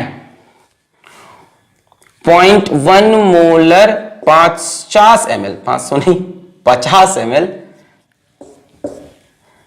calcium hydroxide, और हमें HCOOH का K दे रहा है 10⁻⁻⁴। आपको इस सॉल्यूशन का पीएच निकालना है। अपने आप ट्राई करें, मैं आपको ऑप्शन देता हूं इसके पीएच के A B C D। Option है 4.3, 4, 4.6 या 5.3। चलिए, डायरेक्ट बफर तो नहीं है, देखिए इनडायरेक्टली बफर बन रहा है कि नहीं, और बन रहा है तो उसका पीएच क्या हो रहा है। चलिए, क्या आ रहा, पॉज करके ट्राई कर लिया। पहले तो देखें बफर बनेगा कि नहीं। This is a weak acid this is a strong base, तो दोनों रिएक्ट कर जाएंगे, HCOOH plus CaOH whole twice reacts to give, बोलो यहां से बनेगा HC, अच्छा इसके 2 मोल्स चाहिए होंगे रिएक्ट करने के लिए, है ना, ये दिख रहा है डाई एसिडिक बेस है, सो बनेगा HCOO whole twice Ca plus 2 moles of H2O, बोलो क्लियर है। यहां से 2 OH माइनस निकलेंगे, यहां से 2H plus 2 moles of H2O, 2H plus निकलने के बाद HCOO माइनस और Ca2 plus calcium acetate plus 2 moles of H2O। चलो अब बात करते हैं इनिशियली कितने कितने मोल्स थे। मोल्स कैसे निकलेंगे, M इंटू वी, मुझे पता है तुम घबरा रहे हो, वॉल्यूम चेंज करना है, मत करो, मिली मोल्स होंगे, मोल्स नहीं होंगे, M इंटू वी करो, मिली मोल्स आएंगे, 0.1 इंटू 200, तो इसके 20 मिली मोल्स हैं, लिख भी नहीं रहा मैं, लिख दूं क्या, 20 मिली मोल्स। इसकी बात करें M2 इंटू V2 0.1 इंटू ये, तो इसके 5 मिली मोल्स हैं। अब देखो दोनों में से लिमिटिंग रिएजेंट कौन सा है, सोचने पे होता है, ठीक है, कितना यूज होगा, सोचो, अगर ये पूरा 20 खत्म हो तो ये कितने चाहिए होंगे, 10, 2 को चाहिए 1, 20 को चाहिए होगा 10, ये 10 हमारे पास नहीं है, मतलब ये नहीं खत्म होगा। अब इस तरफ से सोचो, अगर ये पूरा 5 खत्म हो तो ये कितना चाहिए, 10, ये तो 10 है, तो हम इसके पूरे 5 मिलीमोल यूज हो गए, पूरे 5 मिलीमोल्स खत्म, इसके 5 खत्म होंगे तो 1 के लिए 2, तो 5 के लिए इसके कितने खत्म करने पड़ेंगे, 10 मिलीमोल्स इसके खत्म, इसके 1 मोल से इसका 1 मोल बन रहा, तो 5 मिलीमोल से इसके भी 5 मिलीमोल्स बनेंगे। भाई ये क्या मिल गया आपको, ये सॉल्ट मिल गया ना, किसका, वीक एसिड स्ट्रॉन्ग बेस का, तो ये और ये मिलके क्या बना लिए, बफर, है कि नहीं, इसको और इसको मिलाकर क्या बन जाएगा, बफर। फील हो रहा है, salt of weak acid strong base और प्लस वीक एसिड, 5 मिलीमोल, और ये तो छोड़ो, इससे मतलब नहीं। अब फाइनली क्या क्या बचा है और देखें, फाइनली कितने कितने मोल्स किसके इसके बचे या बने, फाइनली बात करें तो फाइनली इसके 20 में से 10 गए तो 10 मिलीमोल्स बचे हैं, इसके 5 थे, 5 खत्म, ये खत्म हो गया, इसके 0 थे, 5 बने तो 5 बने। सो फाइनली आपके पास क्या क्या बचा, फाइनली आपके पास HCOOH है और आपके पास CaHCOO होल ट्वाइस है। ये क्या है, वीक एसिड, ये क्या है, salt of weak acid strong base. क्या ये बफर बनाएगा, ये तो गया, क्या ये बफर बनाएगा, बिल्कुल बनाएगा साहब। अब इस बफर का पीएच निकालना है हमको, टोटल वॉल्यूम दिख ही रहा है, आपको पता है टोटल वॉल्यूम की जरूरत नहीं है, जरा इसका पीएच निकालने की कोशिश करिए, यहां तक तो मैंने बता दिया। चलिए इसका पीएच निकालिए, तब तक मैं अपने प्यारे से मार्कर को खूबसूरत सी इंक पिलाऊं, मार्कर तुम इंक पी लो। चलो यहां तक क्लियर है सबको, नोट कर लिया है, बढ़िया। अब इस सॉल्यूशन का पीएच चाहिए मुझको, यहां तक क्लियर हो गया, बहुत बढ़िया, मिटा दूं मैं, ओके। सो अब मेरे पास जो सॉल्यूशन है, घुमा फिरा के इन दोनों को मिलाने पे जो रिजल्टिंग सॉल्यूशन है वो ये है। इस सॉल्यूशन का पीएच क्या होगा, pKa plus log 10 concentration of salt upon concentration of acid. pKa रखोगे minus log 10 Ka 4 plus log 10, अब देखो सोचो नीचे एसिड कौन सा रहेगा, वीक एसिड HCOOH, ऊपर सॉल्ट नहीं होता, क्या होता है, हमेशा दिमाग में रखो कॉन्जुगेट बेस, इसका कॉन्जुगेट बेस कौन होगा, HCOO माइनस। क्या ऊपर सॉल्ट की कंसंट्रेशन चाहिए, ये रहा सॉल्ट, या HCOO माइनस की, HCOO माइनस की। तो चलो आगे बढ़ते हैं, it will be 4 plus log 10। अब बताओ HCOO माइनस की कंसंट्रेशन क्या होगी, इतनी ही होगी कि इसकी डबल, इसकी डबल, इसमें से कितने HCOO माइनस निकलेंगे, 2। तो इसीलिए बोलता हूं यहां पे सॉल्ट लिख के क्वेश्चन मत करना, वरना ये क्वेश्चन भी गलत हो जाता। इतना दिमाग लगाते सब करते और लास्ट में यहां किसकी कंसंट्रेशन रख देते, सॉल्ट की तो गलत हो जाता, सॉल्ट नहीं चाहिए था, एसिड का कॉन्जुगेट बेस। ये 5 है तो सॉल्ट इसमें से HCO माइनस कितना निकलेगा, डबल निकलेगा। सो कंसेंट्रेशन होगी 2 into 5 millimoles divided by total volume. Total volume होगा 200 प्लस 50, करने की जरूरत नहीं, कैंसिल हो जाएगा ऊपर नीचे, तो 2 इंटू 5 मैंने लिख लिया। सर आप इतनी आसानी से कैसे मिलीमोल्स में कर रहे हो क्वेश्चन, क्योंकि सब ऊपर नीचे कैंसिल होना है, तो वो भी मिलीमोल्स में, ये भी मिलीमोल्स में, नीचे वॉल्यूम वॉल्यूम दोनों का सेम ही है। टोटल वॉल्यूम इसका भी 200 प्लस 50 रखना होगा, इसमें भी 200 प्लस 50 कैंसिल। बस इंपॉर्टेंट ये था, यहां सॉल्ट की कंसेंट्रेशन अगर रख देते तो गलत होता, यहां इसकी ये इसका भी डबल। और HCOH एसिड की कंसेंट्रेशन कहां रही, एसिड के नंबर ऑफ मोल्स कितने बचे हैं 10, डिवाइड बाई टोटल वॉल्यूम से भी कोई मतलब नहीं, तो 2 5 जा 10, 2 5 जा 10, तो 4 plus log 1 to any base is 0, so pH is 4 again and option B is correct। तो ऐसे क्वेश्चन में हमेशा pH 4 नहीं आता, वैल्यूज ऐसी सेट की गई थी किताब में कि क्वेश्चन हमारा बोर्ड पे जल्दी सॉल्व हो जाए, या हमने शायद सेट कर ली नोट्स बनाते वक्त। क्लियर हो गया, मजा आया इसमें, इसमें दोनों कंसेप्ट आ गए। एक ये भी आ गया कि सॉल्ट की जगह कॉन्जुगेट बेस, मतलब सॉल्ट की कंसेंट्रेशन रखते तो गलत, और एक आ गया कि ये डायरेक्ट बफर तो है नहीं, वीक एसिड स्ट्रॉन्ग बेस है, तो हमने रिएक्शन कराया और बफर बनाया। मिटा दें इसको, बहुत बढ़िया। तो इसके और क्वेश्चन आप इस तरह के अपने आप किताब से प्रैक्टिस कर सकते हो, जिसमें डायरेक्ट बफर ना मिल रहा हो और बफर बना के खेल खुद से खेलना पड़ रहा हो।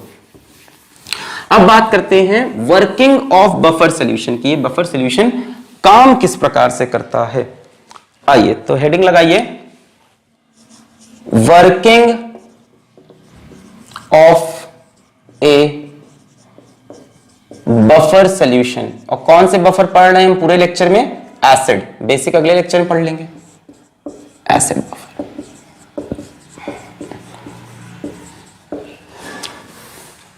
तो बात करने जा रहे हैं वर्किंग ऑफ एसिडिक बफर।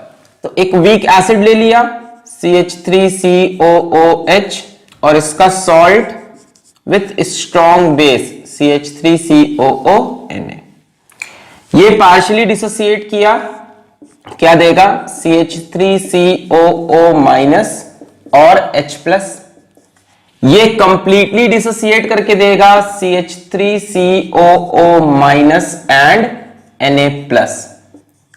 अब ये बफर सॉल्यूशन है, मतलब इसमें चाहे एसिड डाले चाहे बेस डाले, इसका pH चेंज नहीं होगा।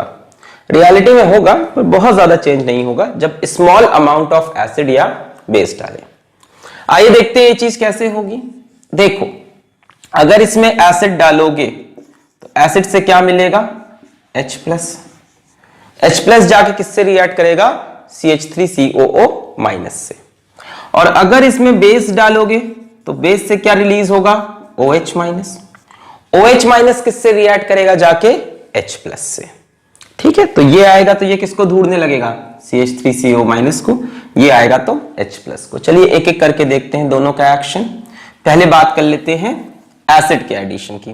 ठीक है, तो ऑन एडिशन ऑफ एसिड, ठीक है, एसिड को ऐड किया, क्या मिला H प्लस, H प्लस जाके किससे कंबाइन करेगा CH3CO माइनस से, तो H plus combines with CH3COO minus, कहां से सॉल्यूशन से, इट विल फॉर्म CH3COOH।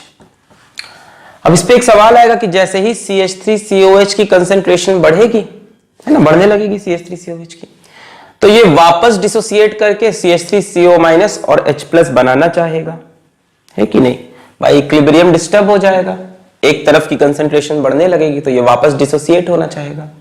पर ध्यान से देखो, कॉमन आयन इफेक्ट की वजह से ये डिसोसिएट नहीं हो पाएगा। यहां पे कॉमन आयन इफेक्ट लगेगा, ऑलरेडी सॉल्यूशन में ये आयन बहुत ज्यादा है, तो ये रिएक्शन हमेशा बैकवर्ड शिफ्ट होना चाह रही होगी due to common ion effect, equilibrium पीछे चला गया, तो ये ज्यादा डिसोसिएट नहीं कर पाएगा। तो ऑल्दो इसका कंसेंट्रेशन बढ़ा, but due to common ion effect, due to common ion effect CH3COH cannot dissociate back.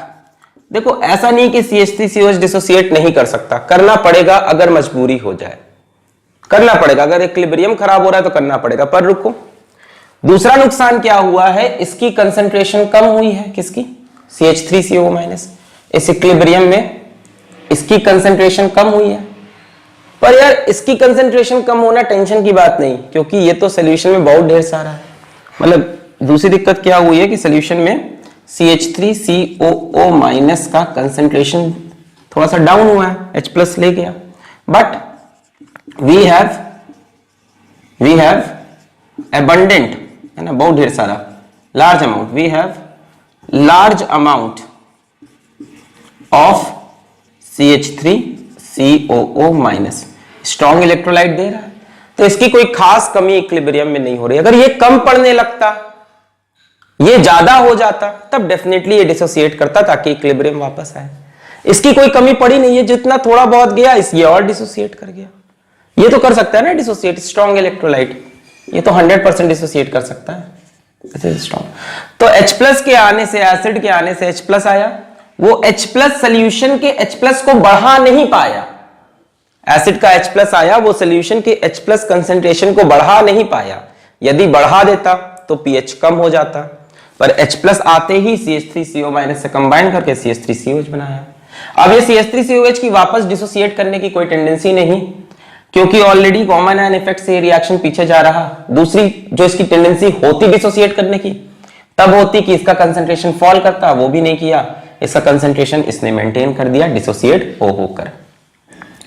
ये था एसिड के आने पे जितना भी H+ आया सारा H+ यूज हो गया, तो H+ सॉल्यूशन में नहीं रुक पाया, रुकता तो pH घटाता। अब ऑन एडिशन ऑफ बेस की बात करें, ऑन एडिशन ऑफ बेस, तो बच्चों बेस से हमें क्या मिलेगा, OH- आयन। OH- आयन किससे कंबाइन करेगा, H+ आयन से। H+ कहां से आया, सॉल्यूशन से, और क्या बनाएगा, H2O। अब ऐसा लग रहा है कि सॉल्यूशन में H+ की कंसंट्रेशन डिक्रीज करेगी, क्योंकि H+ जो सॉल्यूशन का था OH ने यूज कर लिया। H+ के डिक्रीज करते ही ये इक्विलिब्रियम डिस्टर्ब हो गया। H+ को लाने का कोई और तरीका है नहीं। इस इक्विलिब्रियम को बुरा लगा कि H+ कम हो गया, ये इक्विलिब्रियम फॉरवर्ड शिफ्ट हुआ। तो on H+ falling short, dissociation of CH3COOH occurs. अब की बार क्यों हो गया डिसोसिएशन, क्योंकि इस बार कमी पड़ रही थी किसी चीज की यहां पे, तो डिसोसिएशन इसका अकर हुआ so as to restore concentration of H+।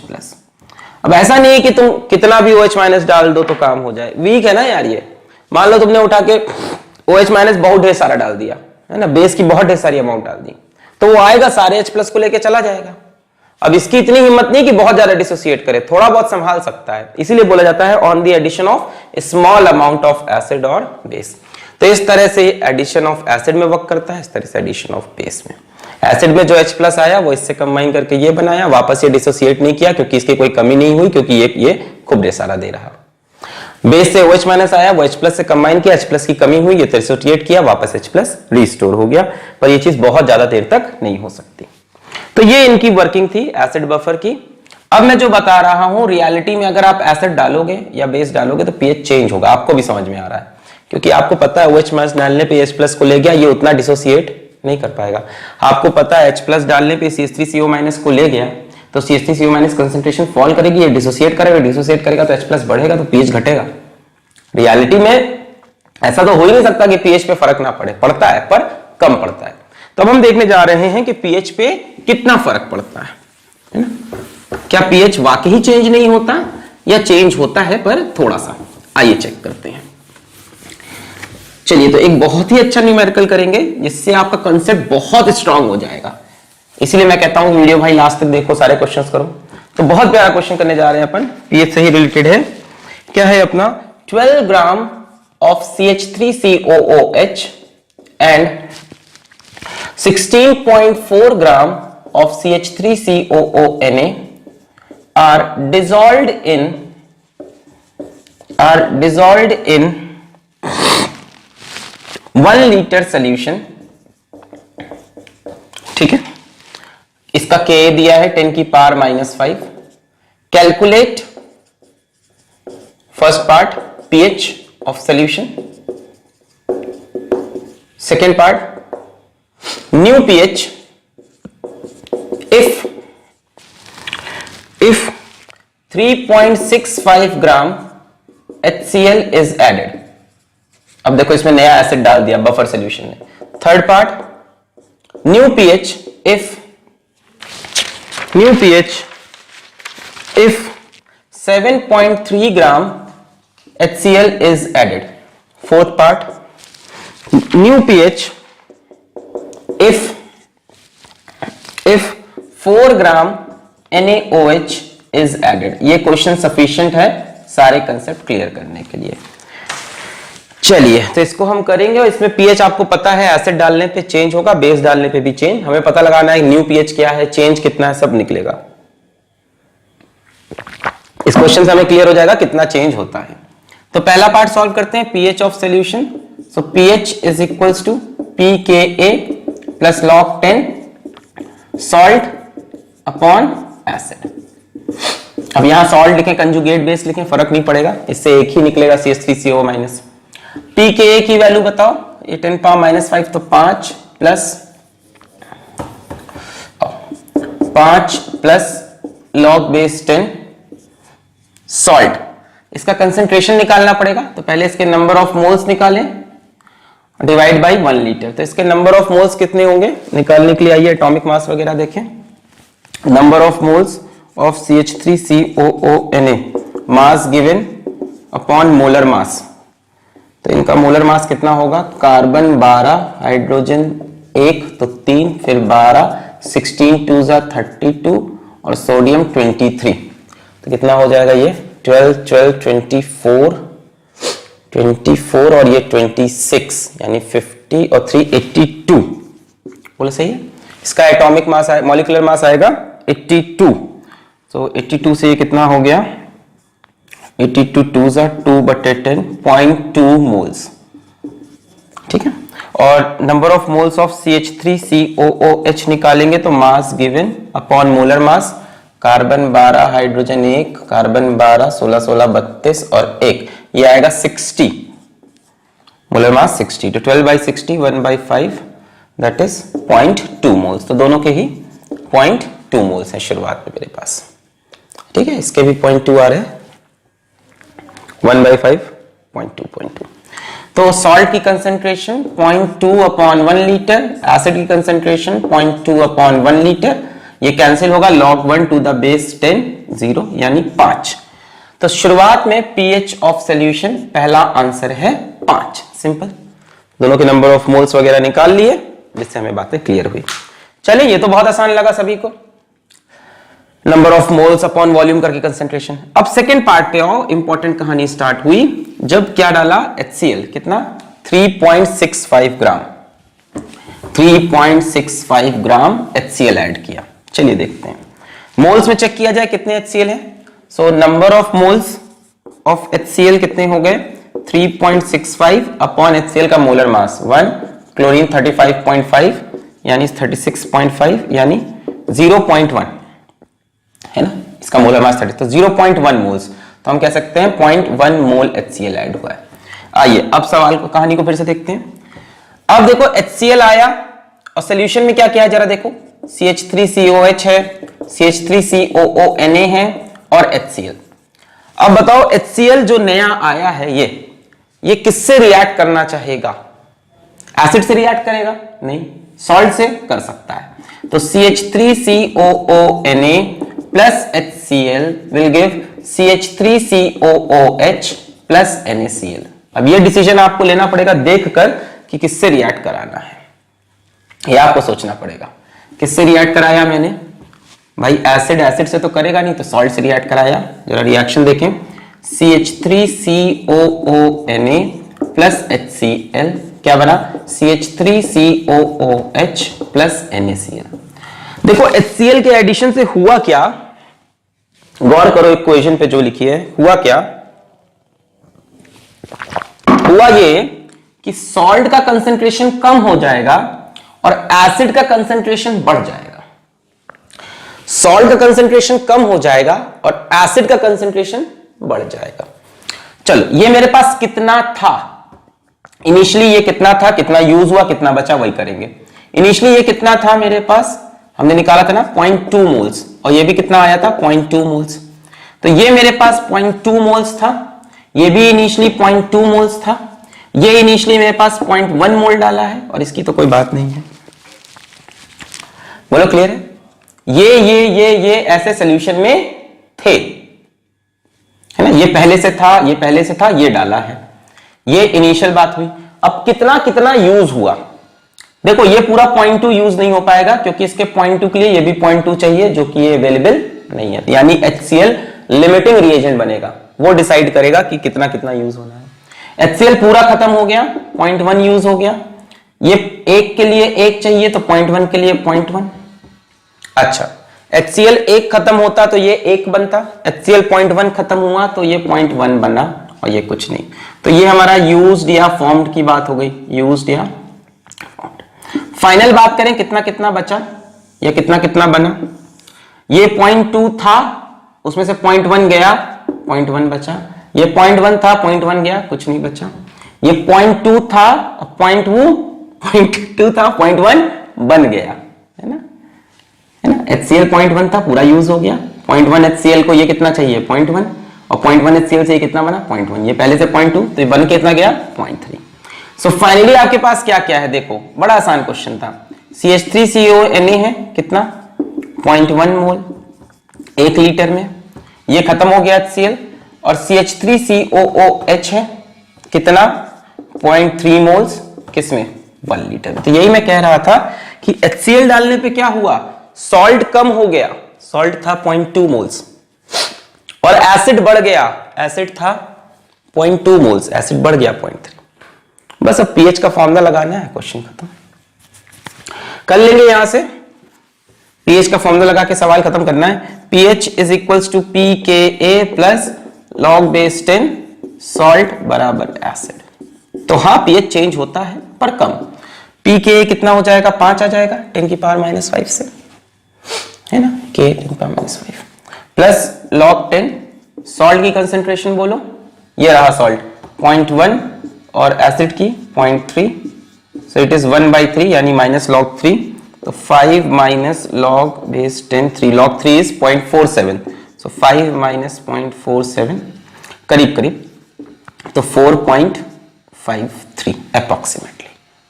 तो हाँ, इसको डालने पे पीएच चेंज हुआ, 5 से गिर के 4.5 हुआ, पीएच में चेंज आता है। पर इतना स्ट्रॉन्ग एसिड का 0.1 मोल डालने पे पीएच बहुत कम चेंज हुआ, ये बहुत स्ट्रॉन्ग एसिड था, इसकी कंसंट्रेशन बहुत तगड़ी थी, इसका पीएच 1 आना चाहिए था, बस इसने इसका पीएच बचा लिया। इसका अपना पीएच निकालोगे ना 1 आना चाहिए, बहुत स्ट्रॉन्ग है, 10 की पावर -1 पीएच इसका 1 आना चाहिए था, पर इसने बचा लिया कि इसने अपना पीएच इतना गिरने नहीं दिया। सो सेकेंड पार्ट हमारा सॉल्व हो गया, मिटा दें, 4.53 पीएच आ रहा। सेकेंड पार्ट अपना सॉल्व हो गया, 4.53 पीएच आ रहा। दिमाग खुला रखना है एकदम, 4.53 सेकेंड पार्ट का आंसर 4.53। तो जब 0.1 हमने HCl डाला, सो pH इज 4.53। चलिए फिर हमने कितना HCl डाला 7.3 ग्राम, देखते हैं क्या होता है 7.3 ग्राम, यानी number of moles of HCl हो जाएंगे 7.3 अपॉन 36.5। 7.3 देख रहे हो, इसका डबल है, इसका जस्ट डबल, मतलब 0.2 मोल्स डाल दिए HCl के। अब क्या होगा, 3 कंपोनेंट है CH3COOH, CH3COONA और HCl। HCl किससे रिएक्ट करेगा CH3CONA से, तो CH3COONA plus HCl gives CH3COOH plus NaCl। अब इनिशियली ये कितना है मेरे पास, शुरुआत में कितना दिया था 0.2 मोल्स, HCl कितना दिया है हमको 0.2 दिया है इस बार, कितना HCl ऐड हुआ, और CH3COH भी कितना है 0.2। अब कितना कितना यूज होगा देखें, 0.2 से पूरा रिएक्ट कर जाएगा, 1 से रिएक्ट करता है, तो 0.2 रिएक्ट्स विथ 0.2 कंप्लीटली, और ये कितना बन जाएगा 0.2 और। सो फाइनली क्या क्या बचेगा चला देखते हैं। ये कितना था 0.2 मोल्स था सॉल्ट, कितना रिएक्ट कर गया 0.2, कुछ नहीं बचा, सॉल्ट खत्म। ये कितना था एसिड 0.2 था, कितना रिएक्ट कर गया 0.2, खत्म। ये एसिड शुरुआत में वीक एसिड 0.2 मोल्स थे एसिटिक एसिड के, इस रिएक्शन से 0.2 मोल्स और बन गए, टोटल कितने हो गए 0.4 मोल्स ऑफ CH3COH। देखो HCl डालने से क्या हुआ, एसिड के मोल्स बढ़ गए और सॉल्ट के मोल्स कम हो गए। 0.2 मोल इसके डाले हमने, तो 0.2 मोल्स डालने से एसिड के मोल्स 0.2 बढ़ गए, सॉल्ट के मोल्स 0.2 कम हो गए। अब ये सॉल्यूशन बफर रहा ही नहीं इसमें ये सॉल्ट कहां बचा, it's not a buffer, not a buffer anymore, not a buffer anymore. कहां बफर है ये भाई, बफर के लिए क्या चाहिए आपको, एक वीक एसिड चाहिए और एक सॉल्ट चाहिए, वीक एसिड स्ट्रॉन्ग बेस का। ये सॉल्ट है, ये तो strong acid, sorry strong acid strong base का, वो नहीं चाहिए, ये चाहिए था, ये बचा ही नहीं। अब ये simple, it is a solution of weak acid, solution of weak acid है सिंपल, CH3COH के 0.4 मोल्स। अब इसका आप पीएच निकाल सकते हो, वीक एसिड का याद है पीएच कैसे निकालते थे, CH3COH होगा, वो डिसोसिएट करेगा, ये याद है पीएच वाले लेक्चर में पढ़ाया था। सिर्फ वीक एसिड का ये बफर नहीं है, it is solution of weak acid, यही बचा है CH3COO minus plus H plus, याद आ रहा, इसी कंसेंट्रेशन C इसकी 0 0, फिर C minus C alpha C alpha C alpha, फिर K की इक्वेशन लिखते थे, याद है, वहां से अल्फा की वैल्यू आती थी under root K by C। So alpha कितना हो जाएगा, अंडर रूट K कितना है 10 की पावर माइनस 5, C कितना हो जाएगा, C मतलब इसी कंसेंट्रेशन 0.4 इन 1 लीटर, तो 0.4 बाई 1, तो ये कितना हो जाएगा, ये 10 की पावर माइनस 6 हो जाएगा, 1/2 into 10 to the power minus 3, बोले सही है, 10 ऊपर जाएगा, 0.4 बाई 10, 10 ऊपर के 10 पावर माइनस 2 आएगा, इनफैक्ट 0.4 बाई 10 मतलब 4 ऊपर 10, 10 पावर माइनस 5 और 10 पावर माइनस 4, 10 पावर माइनस 2, ये आएगा अल्फा। अब देखो H प्लस की कंसेंट्रेशन कितनी है इक्विलिब्रियम पे, H प्लस होता है C अल्फा, याद है ना, ये ऑस्वाल्ड डाइल्यूशन लॉ में सब पढ़ाया था, C अल्फा, तो C है 0.4/1, अल्फा है half into 10 to the power minus 2, ये 10 to 2 is 4, 10 power minus 3, 2 into 10 to the power minus 3। अब pH निकल आएगा माइनस लॉग H प्लस, तो इस पे minus log 10 2 into 10 to the power minus 3, तो ये हो जाएगा माइनस लॉग 2, यानी minus log 2 will be minus 0.30, और ये माइनस लॉग 10 की power minus 3 that is plus 3, 3 minus 0.30, answer will be 2.70। अब देखो पीएच काफी घट गया, 5 से घट घट के 2.70 पे आ गया, तो आपने काफी ज्यादा एसिड डाल दिया, 0.2 मोल्स बहुत होता है भाई, 0.2 मोल्स HCl का स्ट्रॉन्ग एसिड का बहुत होता है, इसका पीएच ड्रास्टिकली चेंज हो गया, क्यों, क्योंकि पूरा पूरा सॉल्ट आपने खत्म कर दिया, बफर सोल्यूशन बनना बंद हो गया, अब ये वीक एसिड का सोल्यूशन बन गया। CH3COH को मैंने डिसोसिएट कराया, alpha is equals to K by C, K की वैल्यू C अपना 0.4/1, और ये क्लियर है, पक्का, ओके। सो 2.70। अब लास्ट वाला पार्ट देखते हैं जिसमें हमने एक बेस ऐड किया है इसमें,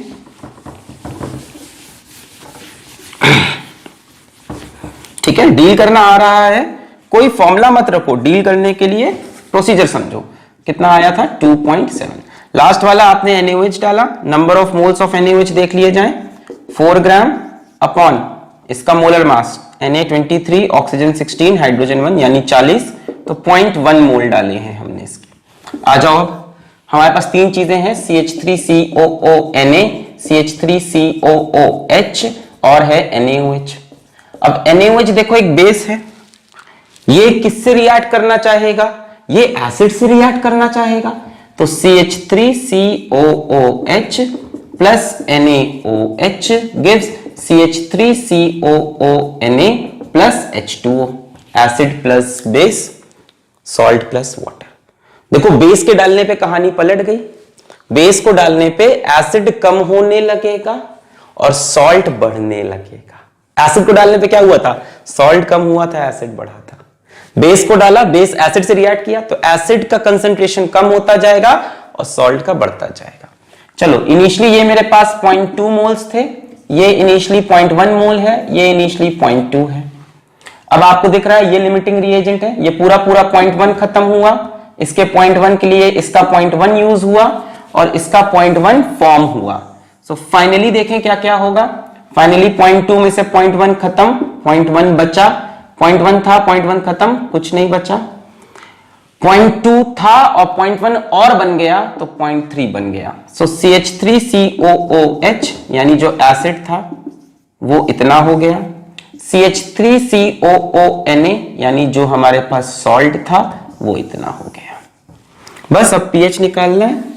pH का फॉर्मूला आपको पता है, pH is equals to pKa plus log base 10 salt बराबर एसिड। तो pKa आएगा अपना 5 प्लस log बेस 10, सॉल्ट कितना हो गया है 0.3, एसिड कितना हो गया है 0.1 बटे 1 रहेगा।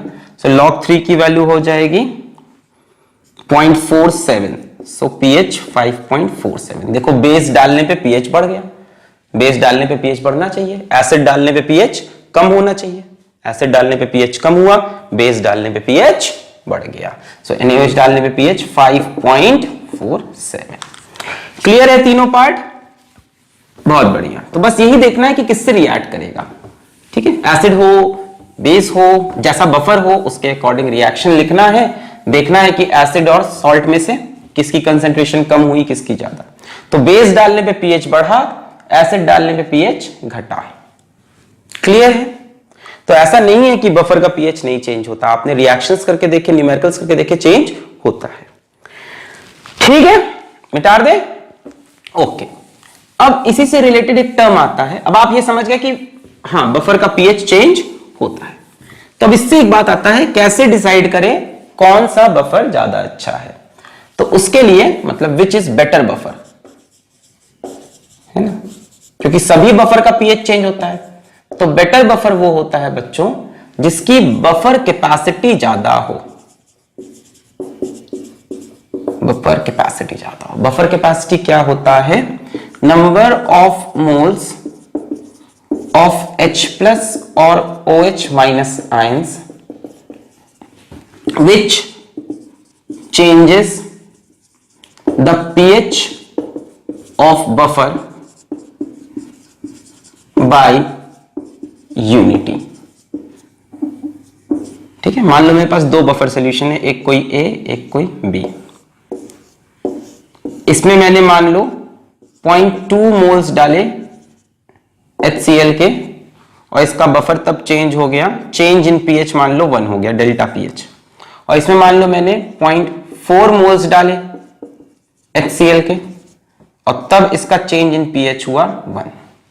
तो किसी बफर सॉल्यूशन का pH 1 वैल्यू से चेंज कराने के लिए जितने मोल्स ऑफ एसिड H+ या जितने मोल्स ऑफ OH- डालना पड़े उसको हम बोलते हैं बफर कैपेसिटी।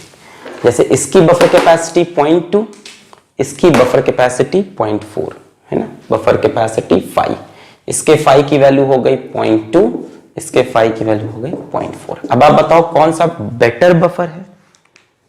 मेरे ख्याल से ये बेटर बफर है। इसका pH चेंज करना ज्यादा टफ था, इसमें काफी ज्यादा एसिड डाला तब pH चेंज हुआ। तो जिसका बफर कैपेसिटी ज्यादा that is a better buffer. फिर से बफर कैपेसिटी क्या है? Number of moles of H+ या OH- required which to change the pH of buffer by unity.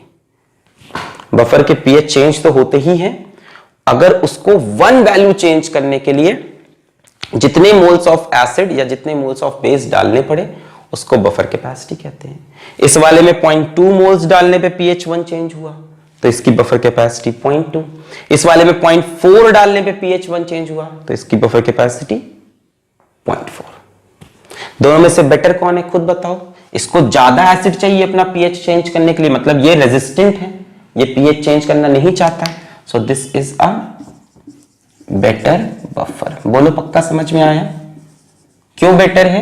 क्योंकि 0.2 मोल्स में अपना pH 1 नहीं चेंज कर रहा, 0.4 में चेंज कर रहा। अपने पीएच को पकड़ के रखा हुआ है। तो जिसकी बफर कैपेसिटी जितनी ज्यादा, that is a better buffer. What is buffer capacity? Number of moles of H plus और OH minus required to change the pH of buffer by unity. Buffer capacity का हम फॉर्मूला भी लिख सकते हैं। Buffer capacity का formula क्या हो जाएगा? phi is equals to number of moles of H plus slash OH minus added divided by change in pH।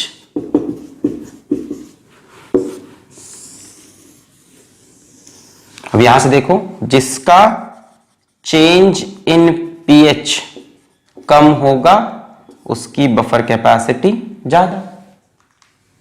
जो अपने pH को आसानी से चेंज ना होने देगा, जिसका चेंज इन pH कम, उसकी बफर कैपेसिटी ज्यादा। जिसकी बफर कैपेसिटी ज्यादा, that is a better buffer. तो जैसे भी समझो, buffer capacity number of H plus OH minus required to change the pH by 1 से, या number of moles of H plus OH minus added divided by change in pH। ठीक है, तो यहां पे आपका ये टॉपिक खत्म होता है, बफर सॉल्यूशन। और वैसे तो सारे कंसेप्ट हो गए हैं, पर ये सभी एसिडिक बफर के थे। अब यही सेम कंसेप्ट हम बेसिक बफर पे लगा सकते हैं, जो कि होगा अपना नेक्स्ट लेक्चर। तो पढ़ाई करते रहे, ऑल द वेरी बेस्ट।